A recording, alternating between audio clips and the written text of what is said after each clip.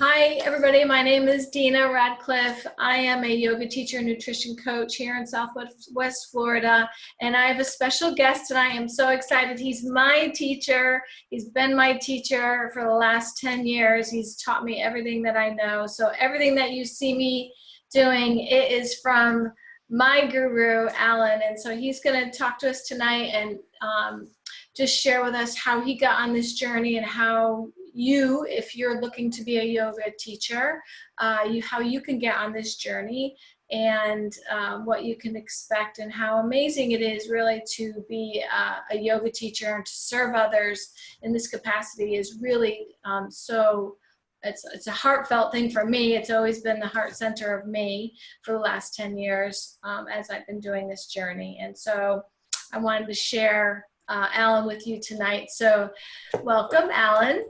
Thank you, Dina. Thanks for having me. And you're welcome. First of all, I want to say, don't give me that much credit.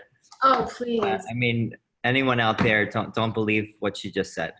She is her own person, and she does not just teach what I taught or know everything from me. But just to set the record straight there. I appreciate that, but it all came from you, and whatever blossomed from me stemmed from you. So I will always cherish that. That comes from the heart, truly. Thank you. You were the start of this blossoming. Okay, so Alan, if you can, just tell me a little bit of how you got started in yoga. Well, the very basic story is that I was on a spiritual quest. When I was in my teens and 20s, I was looking for something and I didn't even know what it was. Along the way, I found quite a few things. When I discovered yoga or discovered me, it was definitely one of those moments where I knew I had found a big part of what I was looking for. And the way I got into it was I was in grad school, and one of my colleagues in the grad department, she was an Indologist studying, meaning she studied India and Indian religions, and is actually a very brilliant person. And she saw that I was seeking and wanted to help me. And so she introduced me to a number of really great teachers from India, most of them women. So I did not actually get into the physical dimension of yoga at first. I was really getting more into what we might say this is a spiritual side of it. It was very helpful to me at that moment. So that's the short version of the story. And so you traveled a lot doing that. When did you end up coming back to the States and thinking about what your journey would be here? Well, a lot of it actually happened in the States. I did go to India a number of times, but I had kind of a love-hate thing with India. I was drawn to the whole thing, but living in India was challenging for me. And I did think at one point that maybe I would live in India, but that really didn't happen, and still hasn't happened. I haven't been back to India for a long time, but I did move to Florida in 2002, and that's really when I started teaching full-time yoga.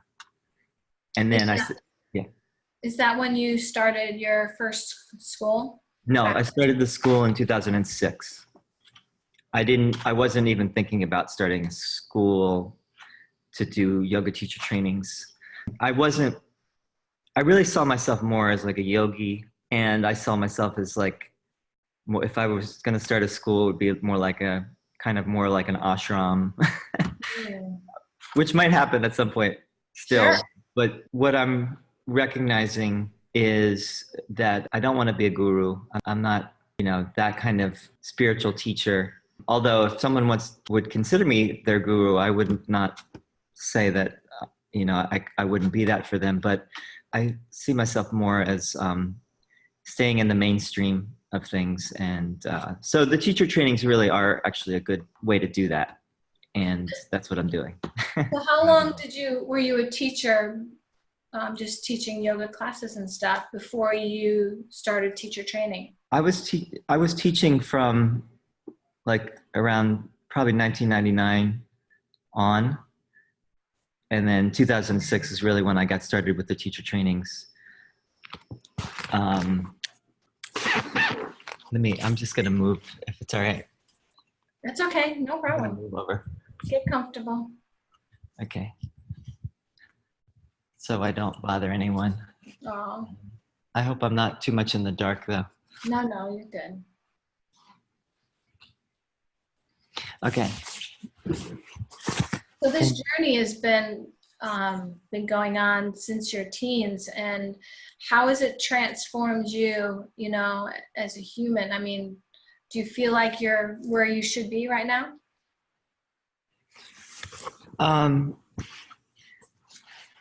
I feel that we're always near where we need to be. I don't really have too many plans in place. I do feel like there's been an unfolding, and you know, as we all have an unfolding in our lives, and so it's continuing, and it will continue to continue. Nice. So yeah. So tell me about, you wrote a book, right? Yeah, I have 2 books out now. Tell us about that. Well, there's a lot to say. I will just say that the first book is called Who Am I? And really it's a book about, you know, asking that question, who am I? And what's the meaning of existence, basically, you know, what's the meaning of life? Mm-hmm. And it's getting at it from the perspective, though, of a debate that has been going on maybe for thousands of years about what yoga is and what qualifies as yoga, or what qualifies as true spirituality versus something that is not true. You know, just as there are, like in India, you know, there's many people that do what they do, but they're not really maybe doing it in the highest way, and they might be considered, you know, fraudulent or taking people for a ride, so to speak. And then there are others that are more legitimate, you know. So the question of the book really was, what is really legitimate yoga or spirituality, and what is not legitimate. And then the second book, which I just actually published on Amazon, it's a self-published book. It's an answer to the first book. The first book is Who Am I? Is the question. Second book, the title is I Am Love. Oh. And the second book is less about the debate and more trying to give a strong answer to that question, who am I? And like something that could actually help people if whoever's ready for that idea. That's a deep journey, isn't it? It is, definitely. And it's, you know, we're all going there. It's just a question of what we're ready for, what we want, and we all get what we want. And the book, you know, if anything, these books are helping, I think, or I hope, or my intention is that they are helping us to get beyond judgment about what anyone does, really. And that's a big one too. And isn't that kind of what what I've learned from you as a yoga teacher is really not passing judgment. We learn that just being in our yoga classes, and when we share our movements with each other, and we teach them, and we say, you know, there's no judgment in this room. And I think a lot of people don't understand sometimes when they come into a class and they hear that, but it is so true, right? We're not here to do that. And that's the little steps starting up to those bigger steps. Right, right. Yeah, it's, we hear things, but we always hear them through our own filter. And the thing about the spiritual journey is it's like a process of unraveling or unwinding back to your true self. And along the way, we understand things deeper and deeper as we go along. And the letting go of judgment is, we might think that we're letting go of judgment or that we're being forgiving, but there might be deeper levels of, of forgiveness or non-judgment that we have not yet fully arrived at or understood. And so that's why, this is like a lifelong process, and Right. and it keeps going and going. I think we just get smarter too as we get older. Right. I think that's it. That as we mature, whether you do a path or not, like whether you're on a yoga journey or a spiritual path or a spiritual journey, just getting older, you become wiser, more experienced, more wise, more mature, more accepting, less judgmental, and in general, most people do. I think so too. But a lot of people don't actually. But That's true. And it's sometimes you become older and more grumpy, intolerant, right? Intolerant of stuff. But in general, people, as they get older, they start to realize that the world doesn't revolve around them, and that we all have valid points of view that we need to consider, and not just think that we've got the answer and no one else does, or whatever it might be. right? Well, that's great. I'm so glad about your books, and people get them on Amazon, right? If they're interested in purchasing them. Yeah. And that would be one way. And if they could also just connect with me on like Facebook I go by Allowah Lion on Facebook, and they can just send me a message. And if they send me their address, I will send a signed copy of the book. Oh, that's nice. Book. And they can maybe offer donation for it as well. So let's talk a little bit, I know you have to go because you got a baby and you're got things to do. So just want to talk a little bit about your school. And I know that you're teaching in Naples, Florida, but you're also teaching in Hawaii. Is that right? What are your plans? Yeah, thanks for asking. We will be on Maui this summer. And what we're going to be doing is 3 teacher trainings, kind of like back to back. It's going to be a lot, but we'll see how it goes. And we're going to start with a 300-hour yoga teacher training in June and July, like June 20th to July 10th or something, or 6th maybe. I don't have the exact dates, but that time frame. And then the next one will be a 200-hour training. And then in August will be a 300-hour, another 300-hour. We also do have a few retreats in between, if anyone wants to sign up for those. But so far we haven't had too much interest, but we have had quite a lot of interest in the trainings, which is great.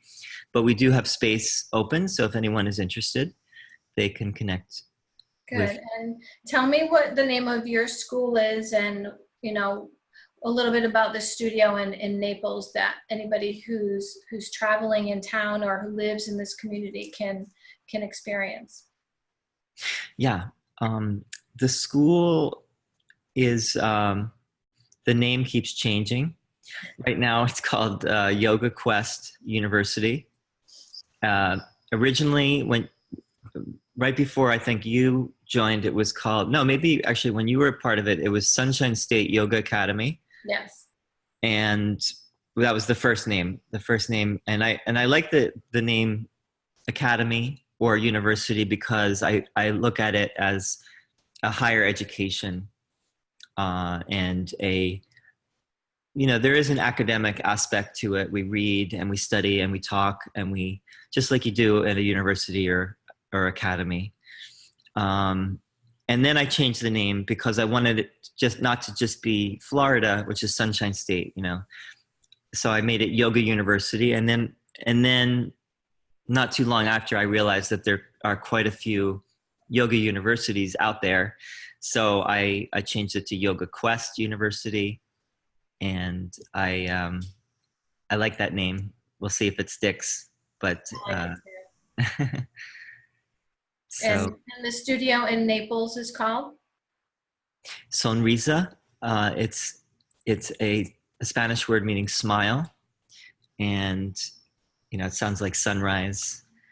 And we had a few names, or several names that we were considering, and we liked that one the best. So that's beautiful. And just tell everybody what you offer at the studio. We offer mainly yoga and dance. We have quite a few different styles of yoga that we offer: yin, restorative, more strenuous, like vinyasa flow. We also have partner yoga, acro yoga, and then we have dance classes. My wife, Beata, who is from Slovakia, she teaches mainly salsa and Latin dance, but she also teaches other kinds of dances. She does privates. She does dances for weddings if you want to learn a dance with your partner for your wedding. She does disco, like a retro disco dance, which is great, and other forms of dance as well. So that's mainly what we offer: yoga and dance classes. But we also offer yoga teacher trainings through the studio. We also offer special workshops. Like this weekend, we're going to have a yoga for trauma release weekend workshop, and other things like that are ongoing at the studio. That's awesome. That's really good. So it's Sonrisa Yes. and Sonrisa Yoga and Dance Studio. Yes. And so they can find you online. So if they want to sign up for classes, they can do that. Yes. Sonrisayogadance.com is our website. SONRISA. So SONRISA yogadance.com. That's the website. And you can see our schedule and teachers and everything there. And Alan, is your website there available if anybody wants to connect with you personally? Your email? Yeah, my personal email is allowah13@gmail.com. Can you say that one more time? Because you kind of broke up a little bit. Oh, sure. allowah13@gmail. So that's my personal email. They can also find me on Facebook under Allowah Lion.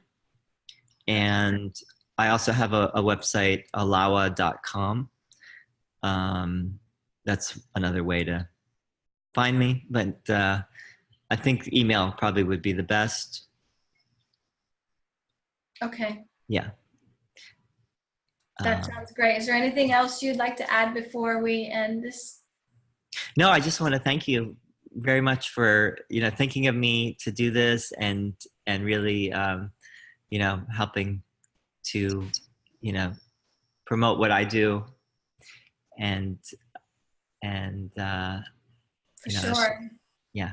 So absolutely. I mean, if there's anybody who wants to take a teacher training for yoga, Alan is the guy, because his approach is very gentle. It's deepening, it's opening for your own personal experience, and what you learn is just amazing preparation to be a yoga teacher. So if you are interested, get in touch with Alan and go check out his studio. It's amazing. So thanks, Alan, for joining me. I really appreciate it. Thank you so much, Happy to Dina. be part of your circle. Thank you so much, and we'll stay connected, okay? Yes. Thank you. All right. Love to you and your family. Thank you. To you too.